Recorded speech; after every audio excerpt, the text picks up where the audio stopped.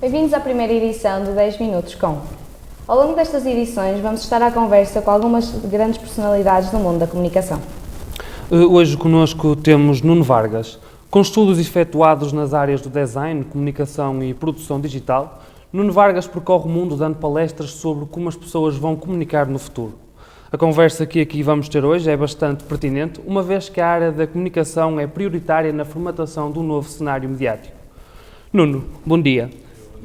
A primeira pergunta que lhe faço é: de que forma as tecnologias digitais estão a transformar a forma como as pessoas consomem informação? Essa pergunta é assim um bocado lata, mas acho que já transformaram. Nós não antigamente líamos os jornais, vínhamos a televisão, tínhamos as coisas muito mais ou menos controladas, ou seja, sabíamos mais ou menos quando é que as coisas vinham, quando aconteciam. Neste momento,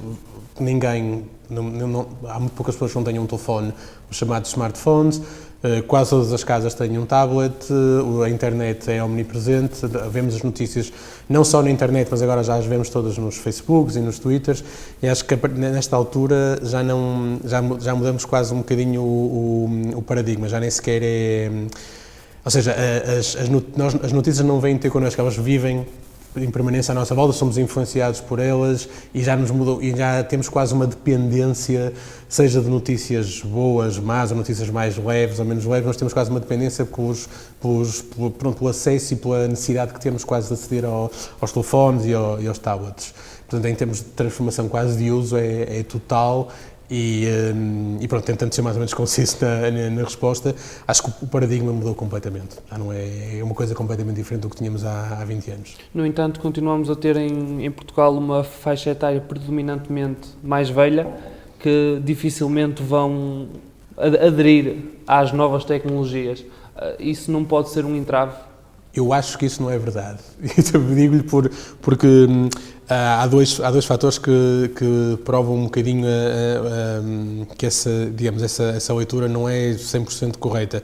De facto, há muita gente que ainda recorre, ainda vê na televisão, na faixa etária temos uma população de alguma forma envelhecida e temos uma faixa etária, como disse, que vê muito mais as notícias na televisão, ou vê muito mais nos jornais em papel. Mas há um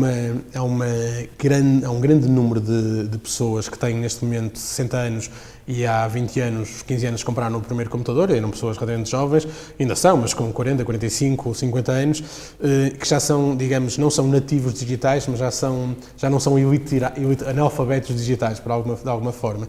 E depois isto vê-se também tem muito a ver com os números da publicidade e do tipo de compras. As pessoas nessa faixa etária, quer-se de uma forma geral, têm mais poder de compra que as pessoas que têm 20, 15, 25 anos. E existe um número enorme de compras feitas por essas pessoas. Portanto, essas pessoas têm acesso à internet e usam a internet. O problema que eu acho neste momento ainda há muito uso, e ainda bem que há, de televisão e dos jornais, porque as pessoas confiam nessas marcas, confiam na RTP, confiam no Jornal Notícias, confiam no Expresso, e é mais fácil identificar, ou seja, ou concretizar essa confiança no meio em que estão habituadas. Não quer dizer que as pessoas, depois eu dou exemplos de várias pessoas com quem trabalho, da minha família, que compram um Expresso em papel, mas depois leem um Expresso online. E às vezes até leem, não, porque o online tem depois mais uma explicação, eles adicionaram uma notícia e tudo isso. E é uma coisa quase involuntária, ou seja, as pessoas confiam muito na marca e não deixam de comprar o jornal todos os dias e querem ver sempre o telejornal, mas muitas das notícias elas já as conhecem e continuam a ver online. E os números que temos de utilização online, apesar de não serem tão altos como, por exemplo, nos Estados Unidos ou mesmo em alguns países da América Latina, são bastante altos para a faixa etária. Já agora, tendo em conta que os meios analógicos ultimamente não estão muito enraizados na nossa sociedade, considera que eles estão a perder agora um bocadinho na era digital? Não, eu acho que eu vou pondo a pergunta ao contrário. Eu acho que eles estão, apesar de tudo, quando a pergunta que me fizeram antes, eles estão, apesar de tudo, enraizados como costume, como prática diária. Agora, não, eu acho que há sempre o papel, apesar de tudo, tem uma característica mais tátil que nunca, de alguma forma, se vai perder. Eu falo como uma pessoa que comprava ao domingo comprava 3 jornais e neste momento eu acho que eu compro jornais quando comprei mais que um jornal, acho que a última vez que o Porto ganhou um título europeu, portanto, infelizmente já foi há algum tempo. Agora, eu acho que ainda há essa relação. Os números de livros vendidos, por exemplo, continuam a ser animadores, apesar de ter havido uma quebra, já se voltou a subir. E continuam-se a vender Kinders e tudo isso, ou seja, acho que há uma coabitação que não tem que ser, que pode ser perfeitamente pacífica. Agora, esses meios têm que perceber qual é o lugar que ocupam agora, não são a voz que nos guia e que nos diz as notícias, mas sim podem ser, como já alguns meios fazem, podem ser um lugar para crónicas mais elaboradas, para dissertações, coisas mais de leitura mais longa, porque o jornal nunca fica sem bateria, o jornal se molha, pode-se ler na mesma, os nossos filhos nunca vão pedir os nossos jornais para jogarem jogos, nunca há esse tipo de problemas, nem nunca ninguém nos vai roubar um jornal, de alguma forma. Ou seja, o jornal, ainda apesar de tudo, existe como um congregador, digamos, e uma espécie da nossa memória emocional de como é que vamos ver as notícias. Agora, acho que tem muito a ver com o tipo de conteúdos que produzimos para esses meios e não achar que podemos fazer concorrência dentro de sistemas que não são a mesma coisa. Considera que, ou melhor, até que ponto é que os interfaces de acesso à comunicação podem ser melhorados? Podem ser sempre melhorados e uma das áreas que eu trabalho mais tem a ver com isso. Nós ainda, nesta altura, ainda estamos a escrever notícias, a construir notícias para jornais ou para televisão e depois a comprimi-los e a metê-los à pressão em telemóveis e em tablets. As regras, eu acho que muitas vezes agora ele já é mais velho, mas eu usava sempre a regra com o meu filho com as coisas que era, se ele carrega numa notícia, é ação-reação, se ele no iPad consegue jogar não sei quantos jogos, também consegue carregar num botão e voltar para outro botão. Ou seja, os interfaces têm que ser relativamente simples, têm que ser coisas que as pessoas se consigam repetir as suas ações e consigam perceber que sejam iguais hoje, amanhã e depois, ou seja, eu não volto para ver uma notícia e o interface é diferente, e tem que ser coisas que tenho que pensar que eu estou a pegar num aparelho, um telefone, em que provavelmente estou a ver as notícias com o meu polegar, portanto não tenho que ter uma coisa aqui na ponta e outra coisa, já que os ecrãs agora parecem quase as televisões da sala da boneca Barbie, ou seja, tem que ser coisas relativamente pensadas para isso, e são bastante influentes, ou seja, nós temos interfaces, quando são melhorados, vemos que os números disparam, e depois temos coisas tão simples, não só no interface, como me perguntou, mas coisas como, por exemplo, a velocidade de carregamento. Há uma série de números de meios agora grandes nos Estados Unidos que dizem que qualquer meio segundo é uma perda de milhares de dólares em publicidade, porque as pessoas desistem. Ou seja, não sei se já reparou, mas quando carrega o Facebook no seu computador ou no seu tablet, é provavelmente a página mais rápida que existe para carregar. E quando carregam um jornal que queira ver conhecido, um desportivo, uma espécie de estudo, é sempre um segundo e meio mais lento. E esse tipo de coisas é que tem que ser um bocadinho afinadas, não só o próprio interface visual, mas como a experiência no geral. Com esta rapidez de transmissão de informação nas redes sociais e na internet no geral, como é que nós podemos utilizar as redes sociais para divulgar as informações mais importantes e mais relevantes? Sim, nós não temos alternativa que não seja usar as redes sociais. Falávamos há pouco que 65% do tráfego ou seja, as 3 aplicações mais usadas nos Estados Unidos é o Facebook, o YouTube e o Messenger, e que 65% do tráfego é móvel e que 88% é feito através quase dessas aplicações, ou seja, não há hipótese de nós não estarmos a dar essas notícias, e se isto é uma batalha ou não sei, mas se é uma batalha já está entregue, os pontos já estão entregues, ou seja, temos agora que perceber como é que temos a presença dentro do Facebook, dentro das páginas aceleradas do Google, ou como é que conseguimos funcionar dentro dos canais do YouTube ou mesmo do Snapchat. O que nós temos que perceber é que a notícia, ou seja, nós temos que usar, temos que nos saber colocar dentro das redes sociais e temos que perceber que as pessoas que estão a ver isso, há uns códigos dentro dessas redes e nós temos que aproveitar o que nós temos de bom e dentro desses códigos transmiti-lo da melhor forma. E depois, se as pessoas tiverem interesse de perceber mais isto tudo, conseguem picar, perceber mais, eventualmente dentro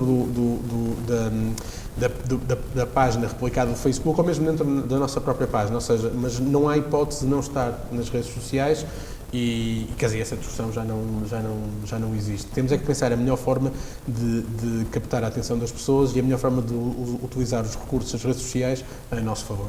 Okay. Com a evolução do mundo da comunicação para um meio digital, terá que haver um modelo de negócio que o financie. Qual é que acha que poderá ser o modelo de negócio que vai financiar os mídias no futuro? Se eu tivesse uma resposta-chave para isso, já estava eu rico e estava toda a gente rica. Há uma questão mais complexa atrás disso, ou seja, as televisões e os jornais, como eram, de alguma forma, os monopólios da informação, eram as únicas formas que os anunciantes, por exemplo, que a publicidade ainda é a grande fonte de ingressos, a grande fonte de lucro dos meios de comunicação social, ou seja, era das poucas formas que a publicidade tinha de chegar de uma forma diária aos seus eventuais utilizadores. Neste momento, como tudo é digital e como tudo pode ser controlado, e depois tivemos um problema inicial na internet que foram os cliques, que ninguém sabe muito bem o que é que um clique se traduz em termos de, apesar de haver um preço por clique ou um preço por 10 pacotes de 5, 10, 20 mil cliques, ninguém sabe muito bem em que é que isso se traduz de impacto para os meios. E ao mesmo tempo, como se deixou de se vender um jornal em papel, que eram 60, 80, €1, €1,5 para cada jornal, perdeu-se também isso, perdeu-se o negócio da impressão, porque muitos jornais ainda têm gráficas, empresas ligadas a empresas papeleiras, portanto havia uma série de dinheiro que vinha de uma coisa que já não existe. Não é, ou seja, os jornais e as televisões eram o que antigamente se chamavam as cash cows, ou seja, digamos, entre aspas, as vacas que nos davam dinheiro, digamos, agora já não funciona assim e temos que os modelos alternativos não se transferem da mesma forma, ou seja, se ganharmos 20 aqui, se conseguimos ganhar 2 aqui, é interessante. Agora o problema é que não pode ser só daqui e aqui, temos que ganhar 2 aqui, 1 aqui, meio aqui, 3 aqui.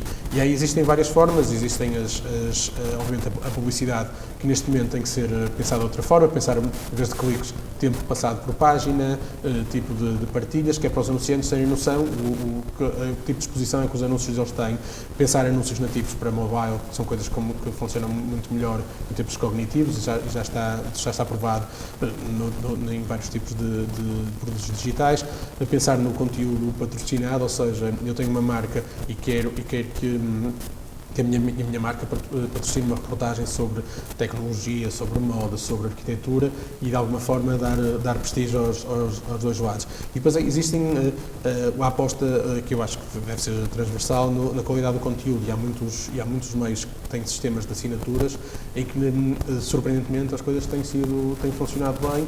Tem pessoas que têm ao exemplo do El Diário em Espanha que falámos há pouco, que as pessoas pagam uma assinatura mensal de uma subscrição, portanto, de 5 € como mínimo, mas podem oferecer 10, 20, há pessoas que oferecem 50 em alguns meses. Isso, de alguma forma, dá alguma tranquilidade e alguma liberdade a esse meio, porque só das subscrições eles têm 60% do orçamento. Portanto, não é só uma solução, nem é só o que se chama um silver bullet, mas há várias soluções e têm que ser compaginadas e como isto muda tão rapidamente, tem que ser uma coisa feita como work in progress, sempre em perpétua transformação. E pronto, e oxalá consigamos, porque o jornalismo continua a ser necessário mais do que nunca. Hoje em dia nós temos a televisão como um meio de comunicação de massas. Qual vai ser o papel da televisão nesta nova era digital? A minha pergunta, eu respondo com outra pergunta. O que é a televisão agora? Porque quantos de nós é que vemos televisão como víamos antes? Quantos de nós é que assinamos um Netflix ou assinamos outras coisas? O que é a televisão? É conteúdos em séries? É as notícias na televisão? A televisão tem tanta influência, agora temos muito mais canais que o que tínhamos antes, a televisão tem mais influência do que tinha antes. Eu acho que se pensarmos em conteúdos de vídeo ou os chamados formatos televisivos. Eu acho que há muita coisa que se pode explorar. O pay-per-view tem pano para mangas, pode crescer. Há muitos. O Netflix foi um caso de sucesso porque pensou num tipo de conteúdos e num sistema de dar esses conteúdos de uma forma relativamente rápida. Tem as séries exclusivas, tem uma série dessas coisas e o que é transversal ao Netflix é a qualidade. Portanto, se isto fosse uma coisa que fosse uma chachada, por assim dizer, ninguém compraria. Agora, há canais, quando me falam de televisão, e eu começo a olhar para o YouTube também é televisão, pronto, há uma forma, são vídeos, ou seja, o que nós pensamos como televisão é uma coisa que está completamente transformada agora. Se me disser os canais gerais de televisão, ou os canais, digamos, de legacy media, os canais antigos que nós tínhamos, eu acho que eles têm que pensar. Voltamos à mesma coisa, tem que pensar como marca. Há um património incrível no que é RTP, ainda há um capital de confiança grande no que é SIC e tudo isso. O Correio da Manhã TV, acho que capitalizou no capital de confiança que tinha com os seus leitores e a transferiu para um formato televisivo, mas é pensar que provavelmente muitos dos nossos leitores ou espectadores vão ver esses conteúdos através do nosso canal de YouTube ou vão ver isso no telefone, no canal de vídeo, ou seja, todas as pessoas conseguiram ter, todos os meios, todas as televisões conseguiram ter os canais de vídeo a funcionarem mais ou menos bem, acabaram muitas vezes por perder para o YouTube porque é uma coisa que é um padrão e pronto, é como funciona o mercado. Mas eu acho que há estritamente nos conteúdos, acho que há um grande caminho a andar e acho que há sempre uma necessidade das pessoas ver isso, não só no entretenimento, mas também nas notícias. Se vamos ver as coisas da mesma forma como víamos antes, acho que não. Como dizia McLuhan, o meio é a mensagem. Remeto agora para o presente e faço-lhe a pergunta desta forma. O meio ainda é a mensagem? Eu acho que essa pergunta, eu gosto de responder com uma provocação. Eu acho que claro que o meio é sempre a mensagem. Neste momento a mensagem é quase a mensagem porque se propomos umas coisas por cima das outras. Agora, não na forma como o Marshall McLuhan disse isso. Eu acho que neste momento cada meio tem um bocadinho, é a sua mensagem, mas tem um bocadinho mensagens diferentes e pensadas de uma certa forma. Ou seja, nós temos tantas especificidades e tantas formas de ver o mesmo conteúdo que não é o mesmo conteúdo, que agora o que eu costumo chamar a atomização, a divisão em átomos do conteúdo, ou seja, uma notícia sobre a morte do Fidel Castro pode ser um jogo sobre a geolocalização de Cuba, pode ser um jogo sobre os ditadores, os governantes, digamos, da América Latina, ou pode ser uma peça de 50 mil caracteres sobre a história do Fidel Castro em Cuba, pode ser lido de outra forma, ou seja, obviamente que o meio de alguma forma continua a ser a mensagem, mas o meio já não é aquilo que o Marshall McLuhan na altura quase filosoficamente nos dizia. E pronto, voltamos à mesma coisa, tem a ver muito com a adaptação, com o acesso à informação, com a forma como pomos a informação acedida e tudo isso conjugado é que se transforma no próprio meio para transmitir essa mensagem, de alguma forma. Muito bem. Então, para terminar a nossa conversa, tem algum conselho para passar a todos os alunos de comunicação? Como é que eles se podem preparar agora para a nova era digital? Ou será que já estão a ser formados nesse sentido? Isso, eu espero e acho que já sejam a ser formados nesse sentido, como disse. Agora, tenho 3 ou 4 conselhos, que é pensem quem é a vossa audiência, pensem o que é que eles querem e como é que vocês vão fazer para falar com essa audiência. Depois dou conselhos muito mais genéricos. O grande negócio dos meios vai ser sempre o conteúdo, ou seja, se houver conteúdo mau, nunca vamos ter dinheiro, nunca vai funcionar. Pode ser o chamado bom conteúdo, pode ser conteúdo diferente dos nichos de mercado, pode ser uma coisa chamada mais light, pode ser uma coisa mais profunda. Acho que é bom que pelo menos tenham algumas noções do que é o digital, programação, de como é que os meios funcionam, como é que podem não saber programar, mas ajuda sempre, mas tentarem perceber como é que as coisas vão parar aos nossos telefones e aos tablets e aos computadores e como é que podemos melhorar isso e tentar perceber que isto neste momento já não é um monólogo em que nós mandamos as notícias cá para fora e as pessoas ouvem, mas isto é um diálogo e que tentar criar de alguma forma essa comunidade, mas e pensem bem se gostam disto do jornalismo, que apesar de tudo, todos os problemas que tem, continua a ser mais preciso e mais necessário do que nunca, e sejam positivos e mantenham-se alegres, que há muitas boas notícias ainda para dar e formas muito interessantes de o fazer. Muito obrigado, Nuno, não só pela entrevista, mas também pelos conselhos. Nada, não, obrigado eu pelo... E foi assim, para a primeira edição do 10 Minutos Com. Ao longo das próximas edições vamos chegar à fala com outras personalidades do mundo da comunicação. Adeus e um bom dia. Bom dia, obrigada.